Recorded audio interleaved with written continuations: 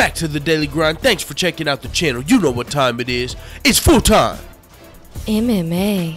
Team McGregor, aka John Kavanaugh.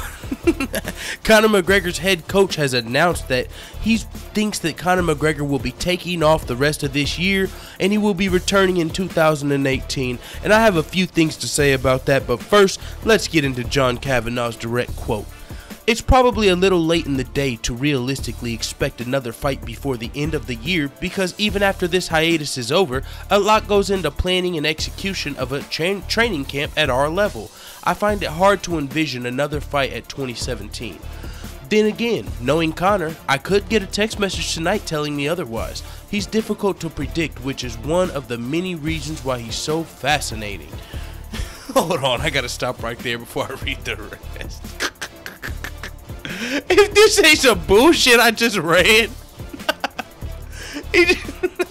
He said, then again, knowing Conor, I could get a text message tonight telling me otherwise. He's difficult to predict, which is one of the many reasons why he's so fascinating. This nigga just said Conor McGregor's unprofessional as fuck and low-key tried to turn it into a motherfucking compliment. This nigga said you never know with Conor. You don't know what he's doing tomorrow. Right now, I don't think he's fighting. But shit, I don't know Conor. This is my translation. This is what he's trying to say. I don't control Conor. Conor does what the fuck Conor wants to do. Yes, I would like Conor McGregor to fight again as soon as possible, but I don't run Conor. So, if Conor calls me tonight and says I want to fight, we'll be fighting. But until then, I don't know what the fuck Conor's doing. But let's get back into what John Kavanaugh had to say. Okay, let's get back into it. I've said this for a long time that the Nate Diaz trilogy fight at lightweight is what I'd personally like to see next. That still needs to be put to bed. Even though Conor is the champion, I know there's an interim lightweight title fight coming up between Tony Ferguson and Kevin Lee. To be completely honest, I didn't actually know who Kevin was until very recently. Tony is a solid fighter, but he doesn't have the kind of appeal that would get your blood racing, particularly in the context of coming from the excitement of a Nate Diaz rematch, the historical significance of boxing Eddie Alvarez at Madison Square Garden, and the novelty of facing the greatest boxer in his generation. Pretty much what he's saying is, these lightweight contenders are basic bitches.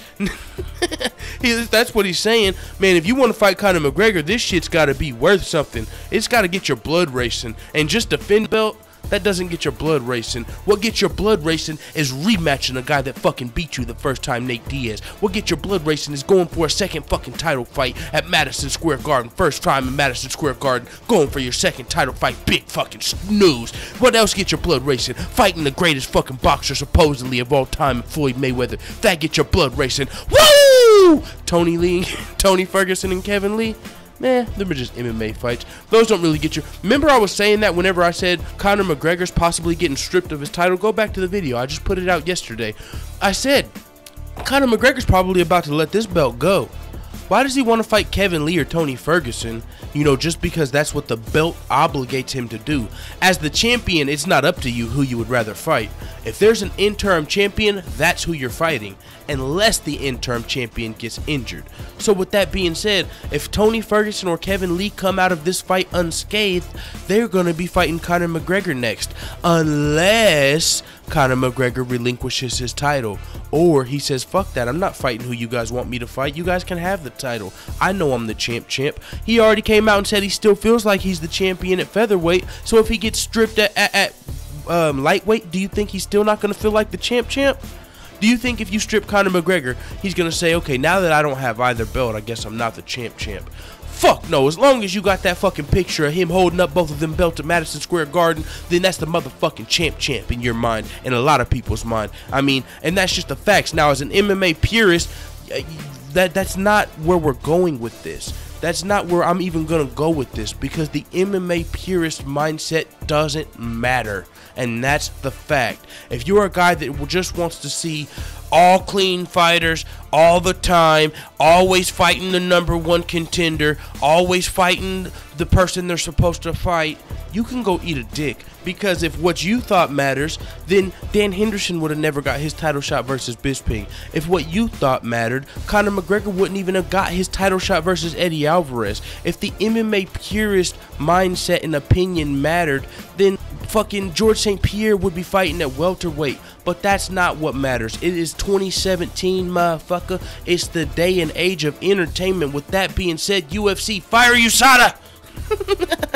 I'm just fucking around, but that's full entertainment. That's fucking there's a throttle going on right now. The MMA purist is like the 0 miles per hour and fucking full juice to the gills. No USADA, Brock Lesnar versus John Jones. That's all the way at the motherfucking other end. So the UFC is somewhat toward the Brock Lesnar, John Jones, no USADA side. It's not even in the middle of purist and casual fans. It's more toward the casual fan with a little hint of purist. You know what? I want to make a graph of this because I'm envisioning like a fucking miles per hour. You know, like in your car, the fucking the miles per hour going up, like, you know, the RPMs and shit. I'm imagining one of those type of gauges with fucking MMA pure 0 and Brock Lesnar, John Jones, fuck USADA all the way at like the 100. And right now we're motherfucking more toward the John Jones side. Now let's get away from that because I just went into a fucking tangent, but that's not what the fuck I was trying to get into.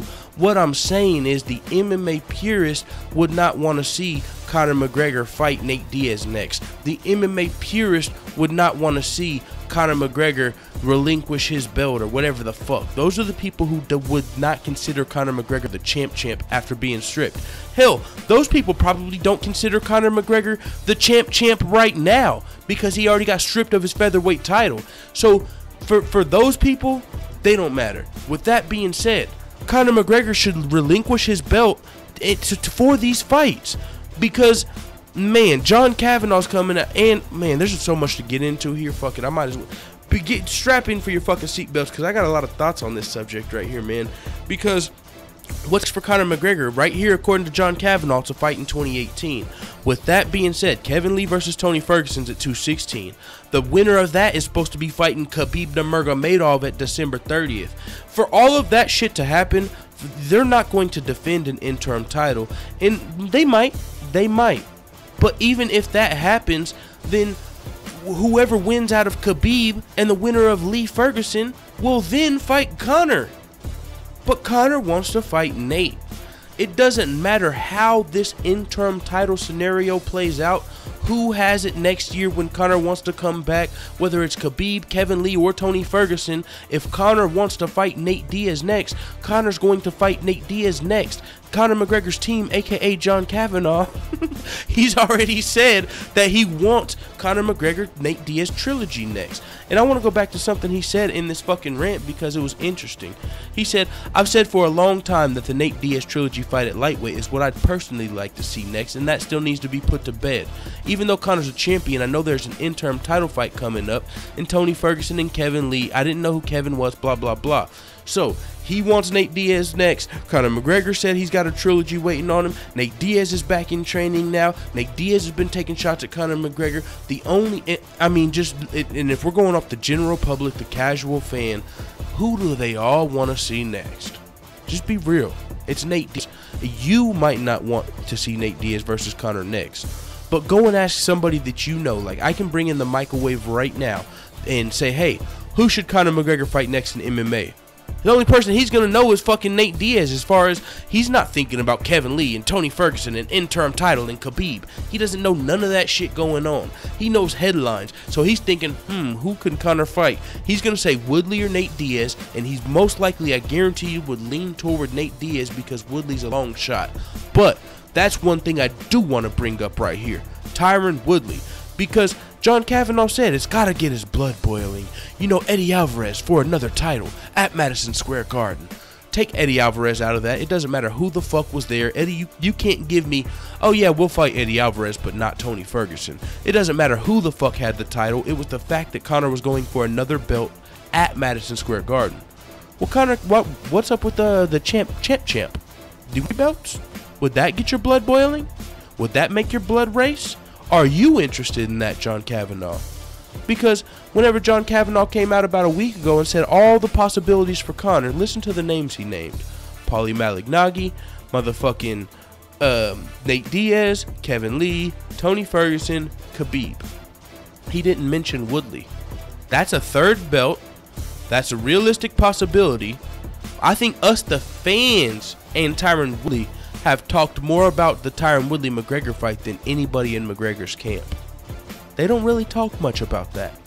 Out of all the, even when they're just talking about possibilities, they seem to forget Tyron Woodley's name. So for you motherfuckers to be back there mean mugging Tyron Woodley at UFC 205 and shit and putting out the wrong camera angles, because I went back and looked at the Champ Camp camera angle and Tyron Woodley still stood his ground there. You know, if you just look at the fucking Mac Life camera and that angle, it looks like Conor McGregor fucking, what up Woodley? Just looked him down and Woodley kept walking. But when you see it from the Champ Camp angle, you see Tyron Woodley look back at Conor like, what's up? You got something to say? Or was you just fucking admiring? That's the fuck I thought. You were admiring a bull. So, and the fact that Conor McGregor's team always fails to mention Tyron Woodley just seems interesting to me. Now, Tyron Woodley doesn't have a likely shot to fight Conor McGregor. Not over Nate Diaz and the interim titles and all of that shit. But, whenever you use John Kavanaugh's words, it's gotta get Conor's blood boiling. It's gotta be a challenge. You know, he wanted to fight for that next belt. Well, there's another next belt you can fight for. This is also the biggest challenge you're going to find. And also, this should get your blood boiling, knowing you're probably about to go in there and get smoked on top of winning a third belt. That's definitely going to get your blood boiling. So why isn't he mentioning Tyron Woodley? I don't know. But I think it's the same reason a lot of people don't want smoke with Tyron Woodley, man. They know that this isn't a Tyron Woodley video. This is a Conor McGregor video and Conor McGregor's future in MMA. The last thing I'm going to get into is the time frame of Conor McGregor's return. He said he doesn't envision Conor McGregor fighting again in 2017, which is actually news when you think about Dana White was talking about Conor McGregor. 1 second, my phone is ringing. All right, 1 second. What's up? All right, I'm back. Sorry about that, guys. With that being said, the timing is what we're talking about. Dana White he wanted Conor McGregor to return by 2017. He was saying there's no reason for Conor McGregor to fight Floyd Mayweather and not be able to come back and defend his belt. They were looking for a December date. I was expecting Conor McGregor to come back December 30th. Now, you can fucking be a stickler and say, well, there's not much of a difference between early 2018 and December 30th. Well, there kinda is. The UFC likes to stack their end of the year cards from you know, just listening to MMA media and stuff like that. You'll learn that the UFC likes to stack their end of the year cards because something about like that's when the fiscal year begins. And I mean, I'm not a fucking business expert like that and going into the motherfucking fiscal year and shit. But I mean, if you just go back and look at the UFC's history, you'll see they tend to stack the end of the year events more than the beginning of the year events. But this is a new UFC, and if you remember, the beginning of 2017 was very slow. We didn't start getting into the good fights until like UFC 213. I mean, there was a very slow period at the beginning of this year. Now with the new owners, and that had to do with how many fights were stacked at the end of the year before that, going to the point of them stacking the end of the year cards. Whenever that happens, whenever the UFC stacks the end of the year cards, it usually makes the beginning of the year cards suffer because all the champions are resting and on vacation and healing up. So all the champions are usually on hiatus at the beginning of the year. Now, if Conor McGregor waits till the beginning of the year, this could start to change the entire, you know, maybe WME wants a whole year profitable, you know, like the UFC tried to stack the very end of the year. Maybe the WME wants to spread that shit out.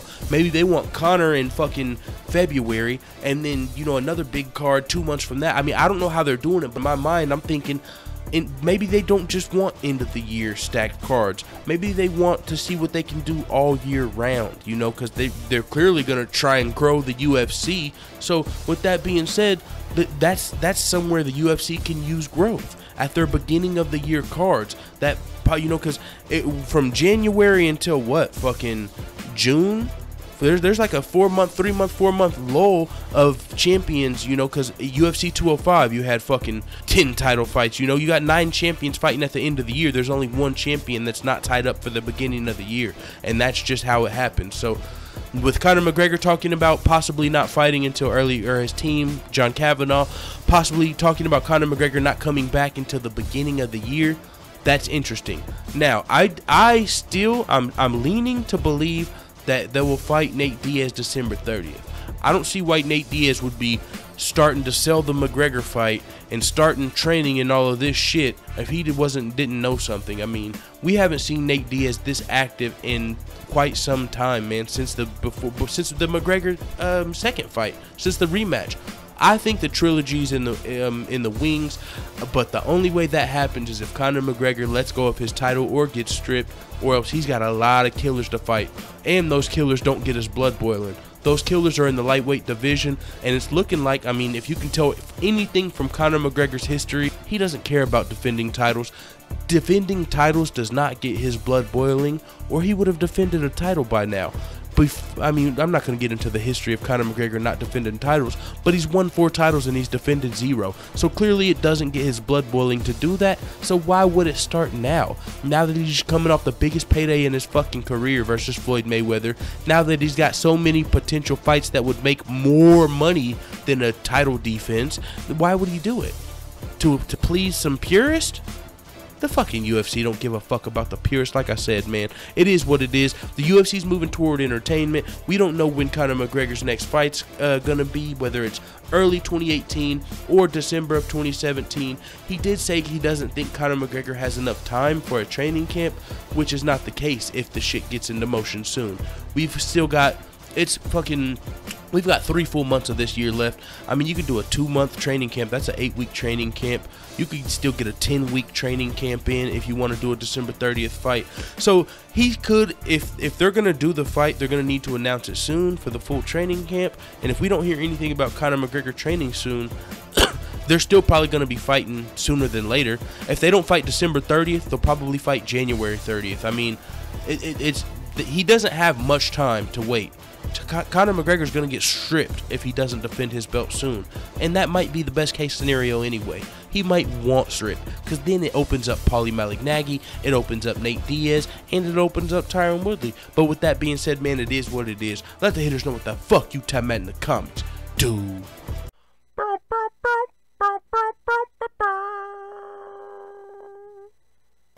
What did the nice plate say to the broke plate? Don't worry, dinner's on me.